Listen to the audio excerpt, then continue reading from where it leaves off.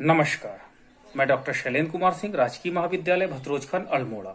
आज का हमारा मुख्य विषय है व्यष्टि अर्थशास्त्र के अंतर्गत लागतों के विभिन्न प्रकारों की विवेचना करना। हम जानते हैं कि कुल लागत दो लागतों के योग से बनती है, कुल स्थिर लागत तथा कुल परिवर्तनशील लागत। सबसे पहले हम कुल स्थिर लागत पे बात करते हैं। कुल स्थिर लागत फर्म की वो लागत होती है जब उत्पादक को कोई उत्पादन प्रारंभ नहीं होता, शून्य उत्पादन स्तर पर भी फर्म को जो वहां लागत वहन करनी पड़ती है, उस लागत को हम कुल स्थिर लागत कहते हैं। जैसे जैसे उत्पादन हम बढ़ाते चले जाते हैं, कुल स्थिर लागत सदैव स्थिर रहती है। यानी total fix cost is the not function of output, यानी उत्पादन न बढ़ने और घटने से कुल फिक्स कॉस्ट पर कोई प्रभाव नहीं पड़ता। It is parallel to the x, ये एक्स अक्ष के हरदम समांतर होती है। इसके पास ढाल नहीं होती, मतलब ये उत्पादन प्रक्रिया बढ़ाने या घटाने से इस पर कोई प्रभाव नहीं पड़ता है। वहीं दूसरी लागत होती है हमारी, जो मुख्यतः होती है वो लागत होती है कुल परिवर्तनशील लागत। कुल परिवर्तनशील लागत वास्तव में आउटपुट का फलन है, उत्पादन स्तर का फलन है। जैसे जैसे आउटपुट का मान, उत्पादन का मान बढ़ता चला जाएगा, उसके परिणाम स्वरूप टोटल वेरिएबल कॉस्ट का मान भी बढ़ता चला जाएगा। क्योंकि उत्पादन में तीन नियम काम करते हैं। तीन नियम काम करने के कारण इसमें भी तीन प्रकार की ढालें पाई जाती हैं। पहला, घटती हुई ढाल, यानी total variable cost increasing with declining rates, बढ़ती है, टोटल वेरिएबल कॉस्ट बढ़ता है घटती दर से।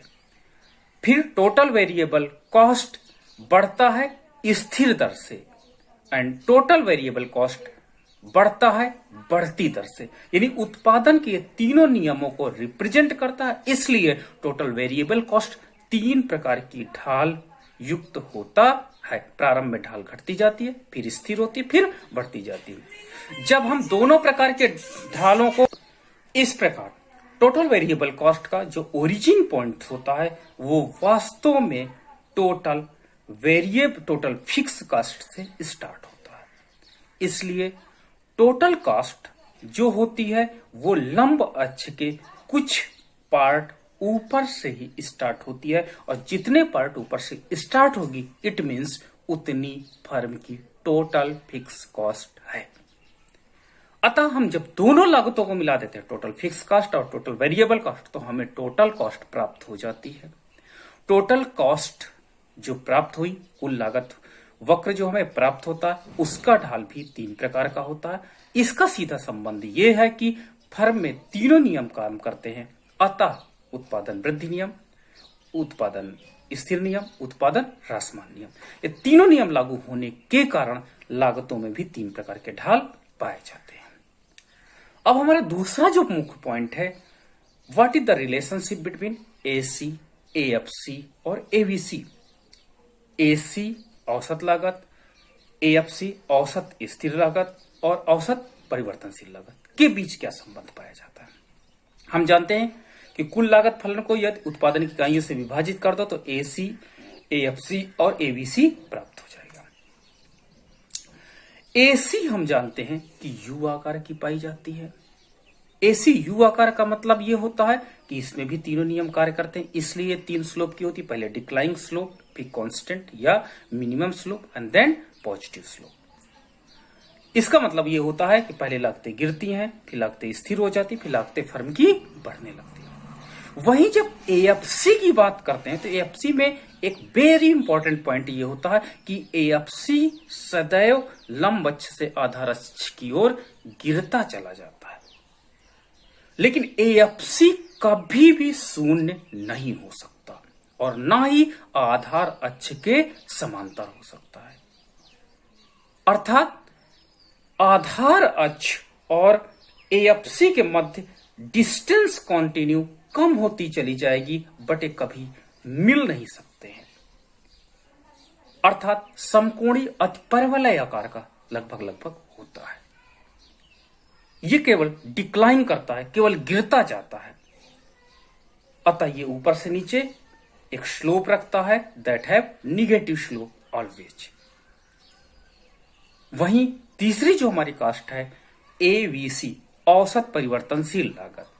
औसत परिवर्तनशील लागत भी यू आकार की पाई जाती है, लेकिन इसमें विशेष बात यह होती है कि इसकी ढाल दो अलग अलग परिस्थितियों के अंतर्गत बदलती है। प्रारंभिक एबीसी में प्रारंभिक जब ढाल गिरती है तो कम स्पीड से गिरती है। मिनिमम पॉइंट पे जाने के बाद क्योंकि एएफसी का प्रभाव शून्य हो जाता है, लगभग शून्य हो जाता है, क्योंकि वो आधार अक्ष के बिल्कुल पास आ जाने के कारण, जिसके परिणाम स्वरूप एबीसी तीव्र गति से उठना प्रारंभ करती है। अतः एबीसी भी एसी की तरह यू आकार की पाई जाती है, लेकिन एसी में दोनों पार्ट होते हैं वो वास्तव में धीरे गति से गिरते हैं और धीरे गति से उठते हैं, लेकिन एबीसी के साथ ऐसा नहीं होता है। एबीसी तेजी से गिरती है और तेजी से उठती है। आइए हम रेखा चित्र के माध्यम से TC, TFC, TVC, AC, AFC और एबीसी की गणना और अच्छे से कर सकते हैं। अब हम लागत फलन की चर्चा करेंगे। वास्तव में कुल लागत जो होती है वो कुल स्थिर लागत और कुल परिवर्तनशील लागत का फलन होती है। अगर हमें कुल लागत की गणना करनी है तो हमें सबसे पहले जानना होगा कुल स्थिर लागत क्या है और कुल परिवर्तनशील लागत क्या है। कुल स्थिर लागत वो लागत होती है जब उत्पादक उत्पादन प्रारंभ करता है तो जो लागतें वहन करनी पड़ती हैं उसे हम कुल स्थिर लागत कहते हैं। ये वास्तव में total fix cost, it is not function of output, ये उत्पादन का फलन नहीं होता है। अर्थात उत्पादन यदि बढ़े या उत्पादन घटे इस पर कोई प्रभाव नहीं पड़ता, ये सदैव स्थिर रहता है। अतः कुल स्थिर लागत फलन जो होता है वो आधार अक्ष के समांतर होता है। आधार अक्ष के समांतर का मतलब ये हुआ कि अगर इकोनॉमी में उत्पादन का स्तर शून्य किया जाए तो यदि मान लीजिए फर्म को 100 कुल टोटल फिक्स कॉस्ट वहन करनी पड़ती है, यदि उत्पादन हम बढ़ा करके 10 यूनिट कर देते हैं तो भी फर्म को उतनी ही टोटल फिक्स कॉस्ट वहन करनी पड़ेगी। यदि हम उत्पादन 20 यूनिट कर देते हैं तो भी उतनी ही लागत वहन करनी पड़ेगी। यदि हमने उत्पादन बढ़ा के 100 यूनिट कर दिया तो भी उत्पादन लागत उतनी ही, टोटल फिक्स कॉस्ट उतनी ही वहन करनी पड़ेगी। अतः कुल स्थिर लागतें फर्म की सदैव स्थिर होती हैं और इसीलिए इसका डायग्राम लंब आधार अक्ष के समांतर होता है। अतः ये टोटल फिक्स कॉस्ट कर्व है that is constant and that have the zero slope. अब हम टोटल वेरिएबल कॉस्ट को डिस्कस करेंगे। टोटल वेरिएबल कॉस्ट ये वास्तव में उत्पादन प्रक्रिया में उत्पादन का फलन है। अर्थात जैसे जैसे हम उत्पादन बढ़ाते जाएंगे उसके परिणाम स्वरूप टोटल वेरिएबल कॉस्ट बढ़ेगी और उत्पादन घटने के साथ टोटल वेरिएबल कॉस्ट घटेगी। अतः इसका ये फलनात्मक संबंध पाया जाता है। अब हम इसका जब डायग्राम देखते हैं तो डायग्राम में हम ये देख पाते हैं कि जो कुल स्थिर लागत वक्र होता है वो कुछ ऐसे होता है। टोटल वेरिएबल कॉस्ट कुछ ऐसे होता है। हमारे पास यहाँ पर कॉस्ट को हमने लिया है, यहाँ पर y एक्सिस है, ये हमारे पास x एक्सिस है, x अच्छा है, और यहाँ पर हमने आउटपुट को लिया है। अब हम देखिए जब हमारे पास उत्पादन शून्य है तो टोटल वेरिएबल कॉस्ट भी शून्य है। जब हमने उत्पादन बढ़ा करके Q1 यूनिट किया तो यहाँ पर देखिए कि जो है टोटल वेरिएबल कॉस्ट बढ़ती तो है, ये आपके पास ए स्लोप है, ए पॉइंट पर ए स्लोप है। कुल वेरिएबल कॉस्ट बढ़ती है लेकिन घटती दर से। जब हम उत्पादन बढ़ा के OQ2 कर देते हैं तो ये देखिए यहाँ पर स्लोप पहले से बी पॉइंट पर कम हो गई है। स्लोप कम होने का तात्पर्य है कि उत्पादन बढ़ाने के साथ साथ हमारे पास टोटल वेरिएबल कॉस्ट इंक्रीज तो कर रही है लेकिन डिक्लाइन रेट से, यानी हमारे पास ए स्लोप से बीबी स्लोप कम है। वहीं जब हम उत्पादन बढ़ा करके Q3 कर देते हैं तो यहां पर हम देखते हैं कि स्लोप CC हो जाती है और हमारे पास लागत Q3C हो जाती है। यहां पर ढाल क्या होती है कि अब ढाल गिरना यहां से बंद हो जाती है। जब हम उत्पादन बढ़ा करके Q4 कर देते हैं तो यहां पर आपका DD स्लोप हो जाता है और हम D पॉइंट पर आ जाते हैं, Q4D पर आ जाते हैं। यहां पर देखिए स्लोप बढ़ने लगी, अर्थात OQ4 उत्पादन पर अब उत्पादन जो लागत है वो बढ़ती दर से बढ़ रही है। और यहां पर जब हम उत्पादन Q5 करते हैं तो यहां पर हम देखिए कि हमारे पास लागत EE जो है वो वास्तव में और तेजी से बढ़ने लगती है। इस प्रकार प्रारंभ में लागतें धीरे गति से बढ़ती हैं, स्पीड कम होती है, फिर स्थिर हो जाती है, फिर बढ़ने लगती है। यानी टोटल वेरिएबल कॉस्ट 3 प्रकार की ढालों युक्त पाया जाता है। अब हम टोटल फिक्स कॉस्ट को टोटल वेरिएबल कॉस्ट को यदि योग कर दे तो हमें टोटल कॉस्ट प्राप्त हो जाएगी। अब हम टीसी फलन की बात करते हैं। टीसी फलन वास्तव में टीएफसी और टीवीसी का योग होती है। जब हम इसको देखते हैं तो यह कुछ फलन ऐसे होता है। इसका तात्पर्य है कि टीसी बराबर टीएफसी प्लस टीवीसी, यानी कुल लागत फलन में कुल स्थिर लागत कुल परिवर्तनशील लागत का योग होता है। इसमें O से लेकर के A पॉइंट तक वास्तव में टोटल फिक्स कॉस्ट को रिप्रेजेंट करता है।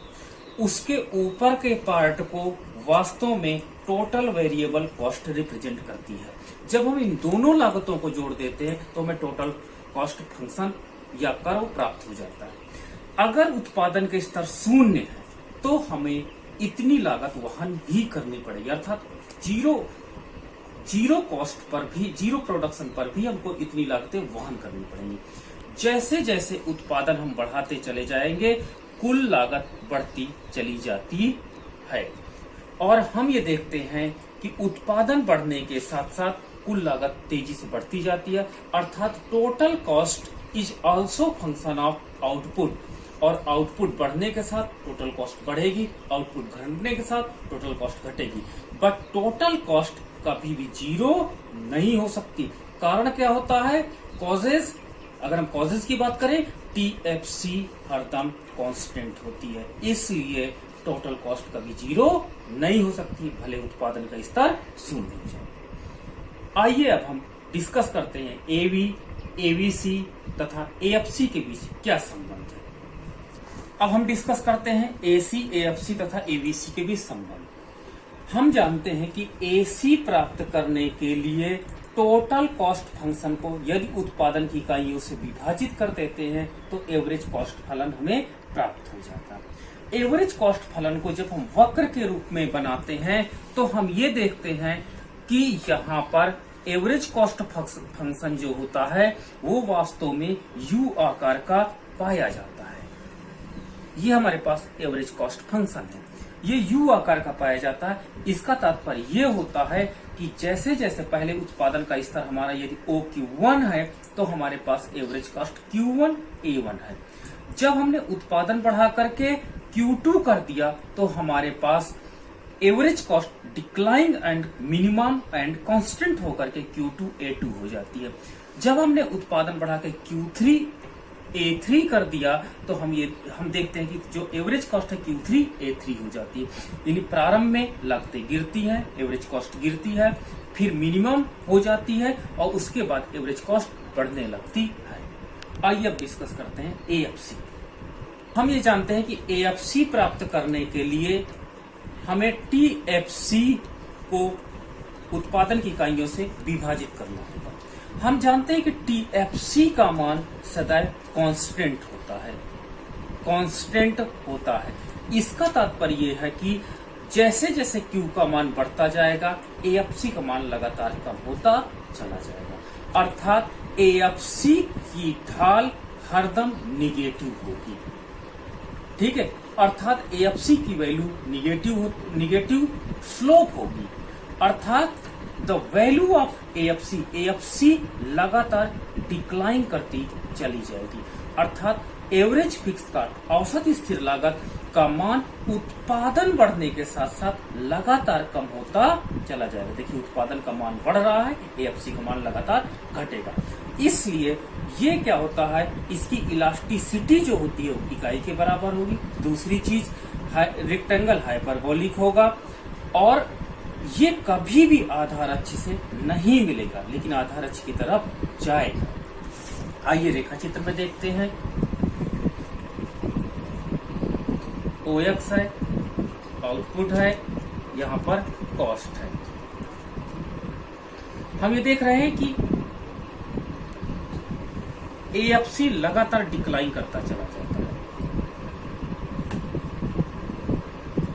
डिक्लाइन करता चला जाता है, लेकिन कभी भी AFC आधार अक्ष से नहीं मिलता है। इसलिए AFC रेखा निगेटिव स्लोप की पाई जाती है। अब हम डिस्कस करते हैं ABC। अब हम ABC की गणना करते हैं। ABC वास्तव में TVC को उत्पादन की इकाइयों से विभाजित करने के बाद हमें प्राप्त होता है। जैसे जैसे उत्पादन बढ़ाते जाते हैं ABC U शेप का पाई जाती है, लेकिन ABC की गिरने की दर और उठने की दरों में थोड़ा सा अंतर पाया जाता है क्योंकि AFC का मान लगातार कम होता चला जाता है। अतः हम ये देख सकते हैं कि ABC तेज गिरती है और तेज उठती है। एवरेज वेरिएबल कॉस्ट ये भी AC की भांति वास्तव में U आकार की पाई जाती है। जब हमारा उत्पादन OQ1 है तो ABC का मान Q1A है। जब हमारे पास उत्पादन का स्तर OQ2 हो जाता है तो उसके परिणाम स्वरूप हम ये देखते हैं कि ABC का मान न्यूनतम हो जाता है। जब हम देखते हैं Q3 उत्पादन हो जाता है तो ABC का मान बढ़ने लगता है। इस प्रकार ABC घटती है, स्थिर रहती है और बढ़ती चली जाती है। अब आइए हम तीनों के बीच रिलेशनशिप देखते हैं, AC, AFC और ABC। यहाँ पर हम AC, AFC और ABC के बीच अंतर संबंध को देख रहे हैं। यहाँ पर हम देखते हैं कि एवरेज कॉस्ट जो होती है वो U आकार की होती है, सबसे ऊपर होती है। AFC लगातार गिरती चली जाती है और इसका ढाल हरदम निगेटिव होता है उत्पादन बढ़ने से, लेकिन ये कभी भी एक्स अक्ष से मिलेगी नहीं और ना ही ऊपर होगी और ना ही एक्स अक्ष के समांतर होगी। दूसरा ABC भी U आकार की पाई जाती है, लेकिन हम ये देखते हैं कि ABC और AC के मध्य डिफरेंस लगातार कम होता चला जाता है, क्योंकि AFC और आधार अक्ष के बीच का डिफरेंस भी लगातार कम होता चला जाता है। इस प्रकार हम ये देखते हैं कि AC एंड ABC U आकार के पाए जाते हैं, यानी ये पहले घटते हैं फिर स्थिर होते हैं फिर बढ़ते हैं, जबकि AFC जो होता है वो वास्तव में रेक्टेंगल हाइपरबोला होता है, अर्थात आयताकार अतिपरवलय होगा।